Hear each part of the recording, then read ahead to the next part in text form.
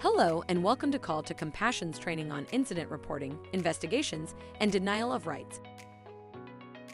Here is Call to Compassion's incident reporting policy and purpose.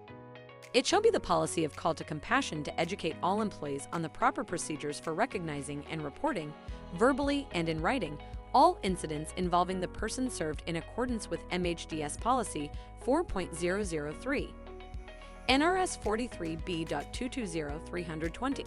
The purpose of this policy is to ensure the health and safety of all people served by Call to Compassion through the proper reporting of incidents. Let's talk about procedures and when to complete them.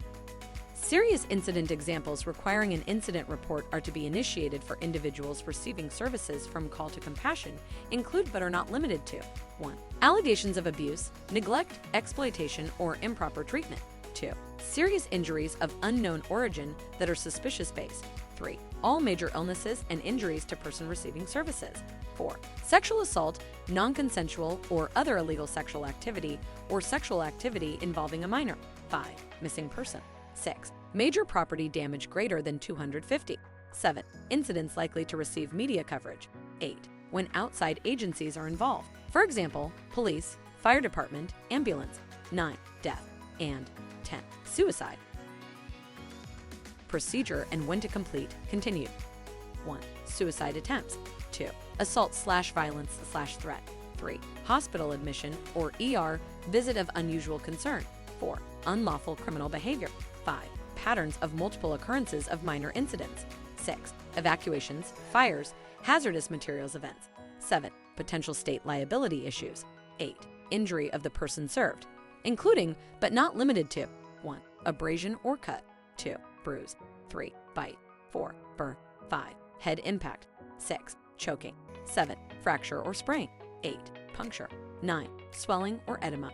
10. Pain, no visible injury. And 11. Poison.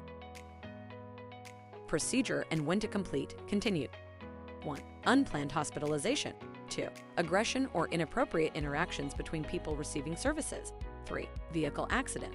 4. Medical incidents, including but not limited to adverse reaction, missed medication due to person's refusal, medical treatment provided as a result of injury. 5. Possible unlawful behavior or police involvement, including but not limited to assault, theft, sexual assault or other illegal sexual activity, property destruction/damage, domestic violence, disturbance, and 6. Any other incident which adversely affects or has the potential to affect the health and safety of the person, including but not limited to evacuations, fires, and hazardous materials events. Sexual acting out that does not meet the definition of abuse. If an incident is life-threatening, please call 911, emergency medical services immediately. If there is a serious incident occurring, notify your Call to Compassion representative via call or text within 15 minutes or when it is safe to do so. Then update your agency representative within 12 hours of the initial notification. It is required that you keep Call to Compassion updated on the situation. Circumstances, situations, or events not requiring an incident report to be initiated for individuals receiving services from Call to Compassion include 1. Seizures that do not require hospitalization. 2. Routine maintenance problems that are not a hazard. 3. Extremely minor injuries that do not require medical treatment. And 4. Behavioral incidents, which do not result in injury or major property damage, with the exception of person-to-person aggression and damages to service recipient possessions.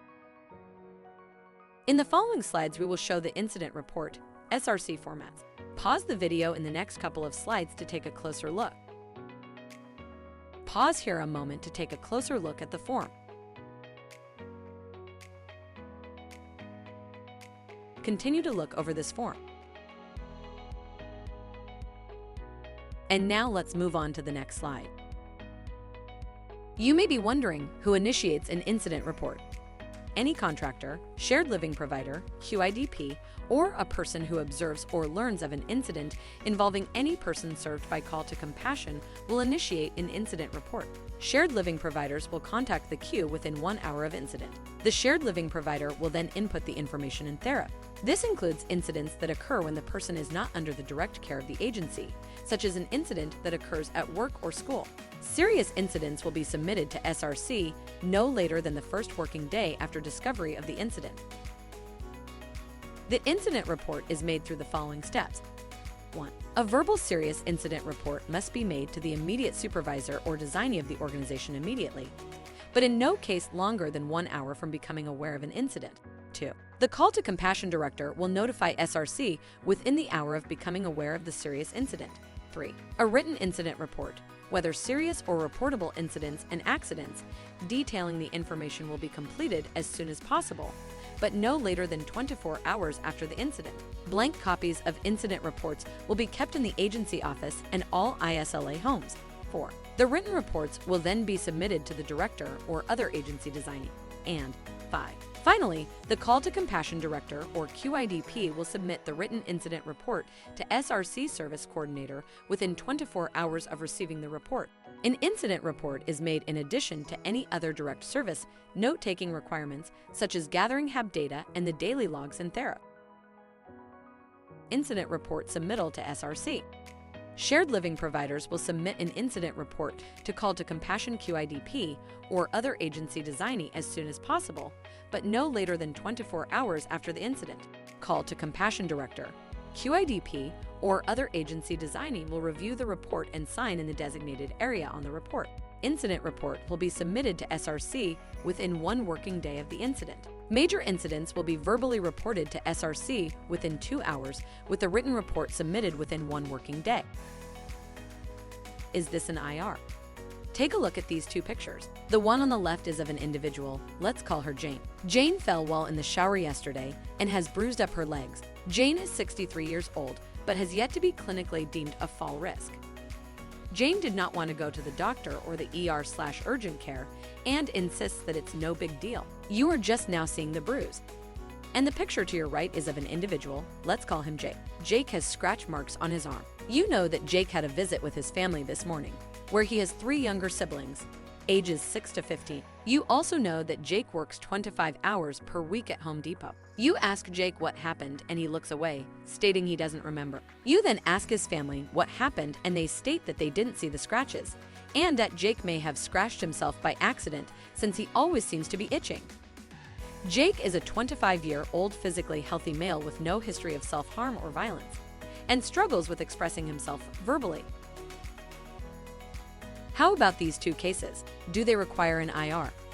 The individual, Hannah, was awake at 12:30 a.m. last night having a very loud conversation with her boyfriend. When you ask her to keep it down, she starts screaming and throws pillows at you. This morning, she apologizes to you for her behavior. On the right of you is another case. You are doing your monthly paperwork when you notice that there is an extra day's worth of medication in your individual's medicine cabinet. This means that there was a missed dose somewhere this month. If you answered yes to all 4 cases, you are right. Great job. A&E investigation process. 1. Reports of potential abuse, neglect, or exploitation should be reported to the QIDP within 30 minutes of incident or discovery. The QIDP is required to verbally report it to SRC QA within 1 hour of the QIDP being notified. 2. If the abuse does not involve the shared living provider, they are to call Adult Protective Services at 888-729-0571 and then provide an incident report. 3. SRC QA will decide the next step of the investigation process. In shared living, the individual would need to be moved from the home immediately and the pay for their care would be used for respite. 4. Investigation timelines are 14 days. The agency has 10 days and SRC has 4 days. The investigation information and interviews are confidential. And 5. SRC makes all final decision of placement for the individual, if the contractor can continue services with the individual, and what expectations are outlined for the contractor if services can be continued. Denial of rights. 1. Denying an individual's rights also requires an incident report with the same reporting timelines of 24 hours from incident or discovery. Denying an individual's rights outside of the team generally occurs due to a reaction to an individual's behavior. 2. In addition to the IR, a denial of rights (DOR) form is required. 3. The contractor reports to the Call to Compassion QIDP. The QIDP completes and files the reports with SRC. 4. Contractor will be prompted to document the information, either written or electronically. And 5. There are 2 kinds of denial of rights. 1. There are those that occur in the moment, unplanned, because we are protecting someone's health or safety only. And 2. There are planned denial of rights. Points of discussion: removing from traffic, restraints, hands-on of any kind, taking something away in the moment. Denial of rights. The planned kind of denial of rights can be implemented by the team. Examples: the need for medication administration, needing medication locked up, needing funds management. All denial of rights require documentation. All denial of rights are reviewed by a Human Rights Committee and SRC Psych Services. Denial of rights often lead to abuse. Reach out for help. That concludes Call to Compassion's incident reporting, investigations, and denial of rights training. If you have any questions regarding this training, please reach out to your designated case manager. For now, have a great day and thank you for the loving supports you provide for each individual.